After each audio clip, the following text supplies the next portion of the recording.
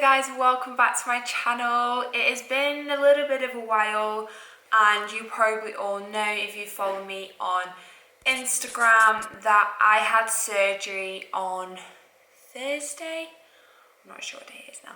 I had surgery on Thursday. I had a laparoscopy, which is something where they go in and they look at your womb and inside your ovaries. They look for endometriosis and things like that, and they can also see your bowel. So on my Instagram story, highlight the endometriosis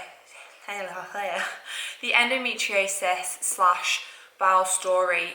This is where I've literally spoken about everything, all my symptoms, things that I've been through for like the past 2 years. And I was so kind of like, I guess, scared to open up about social media because it's quite a big thing, and I feel like periods and all that and your womb and stuff, it can be like a really taboo subject. So I was like, oh my god. And my boyfriend Ben kind of like encouraged me. He was like, just speak up about it because other people might and probably will be going through something similar. So, and I've had so many messages, like the kindest, like it makes me emotional, the kindest, the most lovely messages from you guys, just saying your experiences, and then that I've helped you open up and be persistent with doctors and stuff, because I do know how hard it is. So I had the surgery on Thursday. I'm just going to quickly show you. I'm actually feeling better today because I can move and stuff. So this is 4 days post surgery. So not too bad. When I had it, like my stomach was like out here, and like because they cut through your abs, you can't like tense your core really or anything like that. So I'm not going to be training for a few weeks. Also, I'm in my new house, guys. I forgot to say that. This is so exciting. This is just like this area, my kitchen, my desk. Sorry, I thought I'd like shown you all before. I'll have to give you like a mini house tour at some point if you guys want to see that. So the first couple of days post-surgery, I was in an awful lot of pain in terms of just like it was very sore. I couldn't get up and down. I'm a very active person, so I'd start doing things and Ben was like, sit the fuck down, like you need to stop and like control yourself and don't pick stuff up, don't move stuff around. And I mean, I was a little bit stubborn in terms of wanting to still do stuff, like even walking around was quite hard sometimes, and I'd be up and down, and I learned to chill a little bit. So taking painkillers. This is my little man, my little friend here, just holding my painkillers, you see. And this is like the new dressing.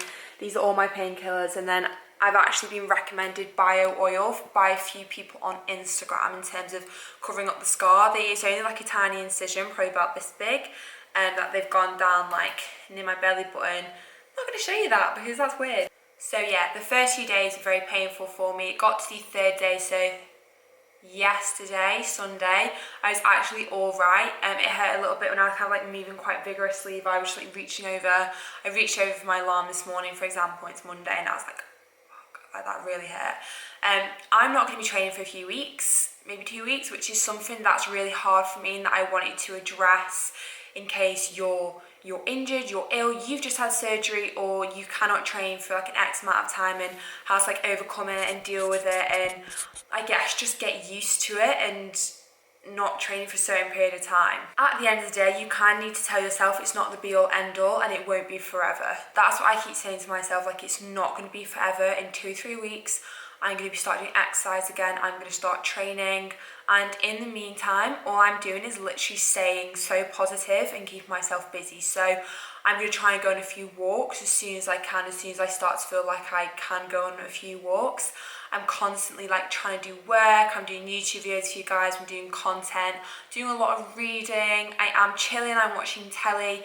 I'm trying to always be around people as well, whether it's my sister who I live with, her boyfriend, my mum, Ben, whatever it is. I'm just trying to keep occupied and keep my mind off not training. Obviously, I'm coaching my wonderful clients who keep me so motivated. There's 3,000 plus of you guys on the school. I'll put the link below for the school as well, because the school is our baby and it is free, or $5.99. So you need to get on the school. But yeah, it's all about not seeing it as like the end of the world. Like I think it was like 2 years ago I had knee surgery and I was out for like, I guess like a month and a half. I didn't really do anything. Like literally didn't do anything. Like I felt really miserable. I was constantly sad. I know these things can make you really emotional, like when you can't do something, whether you want to train, whether you want to be active, and these things can make you really emotional. I cried a few times in the first couple of days, and I was like, what the hell, like, it's fine, I'm absolutely fine. And the only sad thing for me really is that we haven't as much figured out what it is in terms of what's wrong with me. There hasn't been a diagnosis yet. So let me bring you back to this surgery day and what was actually found out. So I had a really great consultant. I've had him for a few months now. He's the guy who did my surgery as well. And he basically didn't find any endometriosis or ovarian cysts or PCOS. There's nothing like that, which I'm so fortunate about. But it's more to do with like my large bowel. It's extremely inflamed. You can like barely see like the side of my ovary because my large bowel is so big. It's irritated, and there's fluid and gas that's getting stuck in there. So I get severe cramps probably like and very often, just like really often. I get nauseous, I get headachy, I get very dizzy and tired, I get emotional, all these things, and it's more to do with my bowel at the moment. So I'm basically gonna try in terms of like cutting food groups out, but instead of doing this, I'm gonna start afresh. So I'm trying something called the FODMAP diet, which is something you might have heard of or might not have heard of before. Okay, I am no expert in terms of what a FODMAP diet is, so I've done so much research into it the past few days, and so has Ben. I fell asleep the other day and I woke up and he was like researching all forming help for me, which he's just like boyfriend points. But I'm just going to read you some information about a FODMAP diet and the reasons like why I'm doing it. And I guess if any of you guys, girls and guys, have any bowel related issues, this might be something that you want to look into doing or trying or trialing. What is with this bit of hair? Like, do you know what? I washed my hair yesterday, and girls, you know when you do this on your hair and you're like, oh yeah, and it just makes like a greasy strip. Okay, so a low FODMAP diet is not a diet for life. Science-based evidence has found that a low FODMAP diet can help with symptoms of IBS. Okay, so I don't actually have IBS, but you guys, very common, so you might have this, but obviously related to bowel, so listen up. The great news is that following a low FODMAP diet isn't a lifetime change. It's about monitoring your tolerance to FODMAP-rich foods and finding a diet that suits you and your symptoms. Okay, so I'm going to show you this because I think this would be really helpful for you to kind of like see. So low FODMAP diet, so for 2 to 6 weeks, swap high FODMAP for low FODMAP, and then 8 weeks reintroduce, okay, one at a time of the foods, and obviously you can see which food to avoid and which one you've got tolerances to. That makes a lot of sense. I've got my list up. I'm also going to put it up on the screen for you so you can see exactly what I'm talking about, what I'm speaking about in terms of low FODMAP, what a flumble word. High FODMAP and low FODMAP foods I'm going to put on the screen for you. The high foods, the veggies, you've got like asparagus, cauliflower, garlic, mushrooms and onions I have a lot of. Fruits, apples I have every day, so I'm not doing quite well so far on this high FODMAP food. Okay, dairy, cow's milk, soy milk. I have soy milk every day as well, which obviously going to go. Cow's milk I don't have. Protein sources, poultry, seafoods and processed meats, so like meat in general obviously. Breads, wheat, rye, barley, breakfast cereals, high fructose corn syrup, sugar-free confectionery, cashews and pistachios. So I do have quite a lot of those foods in my diet, which I'm not off to a great start, but obviously it's kind of like a positive because I can see what I'm now like having and what I need to cut out. So I'm going to go more down a plant-based diet for probably about 4 to 6 weeks so I can see how that affects my body without having too much meat, processed foods. I'm not going to have any dairy and things like that. So it is kind of like a vegan diet. So just some of the low FODMAP food alternatives. You've got aubergine, bok choy, carrot, cucumber, lettuce, zucchini, grapes, kiwis, oranges, pineapple, strawberries, almond milk, which I can obviously replace with soya, feta cheese. Oh, I love feta cheese, that's fine.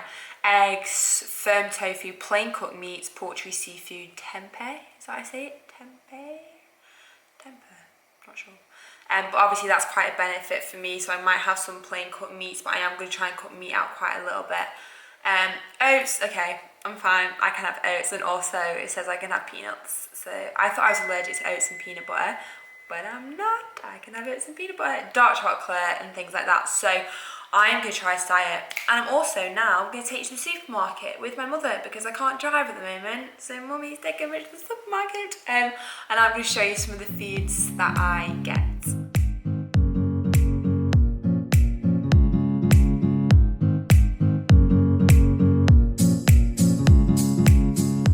So at the moment I'm just doing a shopping list of kind of like the stuff that I like from the low FODMAP food section. There's actually a lot that I do like. I'm just a little bit iffy, just like I want to keep meat in my diet. I want to keep fish in it as well, so I'm just gonna like try plain cooked meats for a little bit and seafood, because I don't actually have that much fish at all. I don't have fish at all, and I love fish, so I'm gonna put more fish in my diet, some tempeh and tofu, and then let's go to the shops. So Mum's come with me because obviously I can't drive, so she's driven me to the shops. Oh, carrot and hummus. Yes.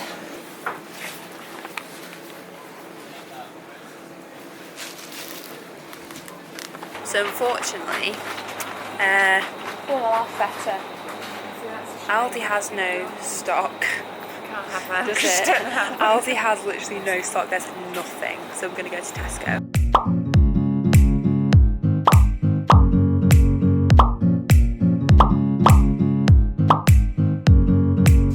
So this is a little bit better. Got my aubergines, zucchini, sourdough, tuna, quinoa. What are they? Pilchards? They're from Mum. But yeah, this was way better. So just done a food shop with Mum.